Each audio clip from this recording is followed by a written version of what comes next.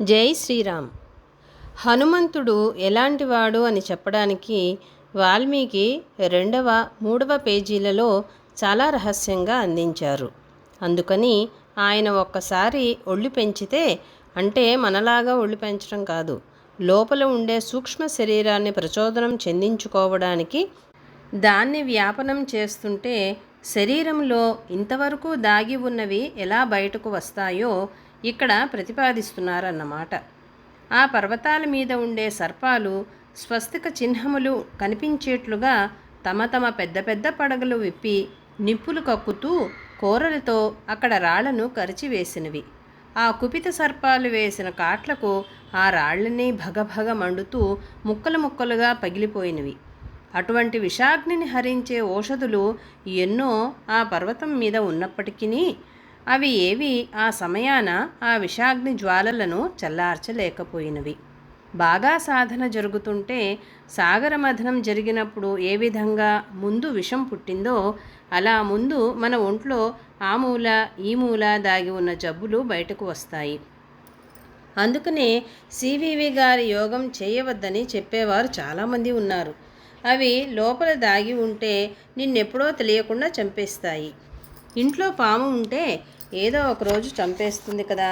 ఒంట్లో తెలియకుండా జబ్బులుండి చచ్చిపోవడం కన్నా జబ్బేమిటో తెలుసుకొని చికిత్స చేసుకోవచ్చు కదా.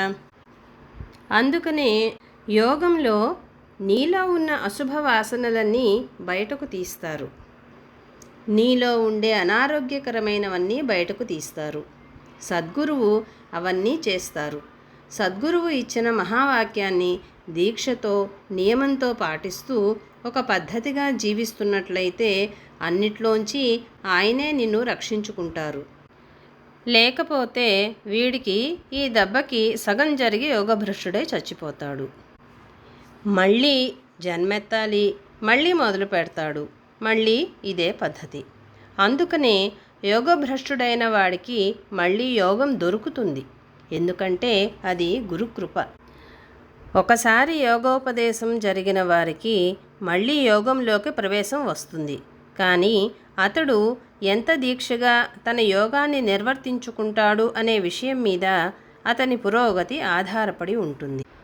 ఇక్కడ ఈ విధంగా సర్పాలన్నీ బయటకు వచ్చినాయంటే లోపల దాగిన విషపూరితమైనవన్నీ ఒక్కసారి బయటకు వచ్చినాయన్నమాట.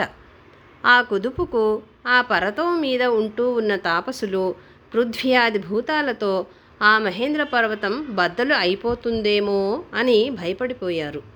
ఒంటి నిండా రక్తచందనాలు పూసుకొని మెడలలో ఎర్రటి పూలదండలు వేసుకొని తమ తమ ప్రియురాండ్రతో అక్కడ మద్యపానం చేయుచున్న విద్యాధరులు భయభ్రాంతులైపోయి చేతులలో ఉన్న పానపాత్రలను, మహావిలువైన భోజన పాత్రలను, బంగారు చెంబులను, రుచ్యములైన లేహ్యములను, రకరకాల భక్ష్యాలను, వివిధ మాంసాలను, ఎద్దుతోలు వేసిన డాళ్లను, బంగారు పిడులు వేసిన ఖడ్గాలను ఆ పానభూమిలోనే వదిలిపెట్టి ముత్యాల హారాలతోనూ, అందెలతోనూ, బాజు బందులతోనూ, కంకణాలతోనూ కళకళలాడుతున్న తమ తమ ప్రియురాండ్రను వెంట వేసుకుని పైకి ఎగిరినారు.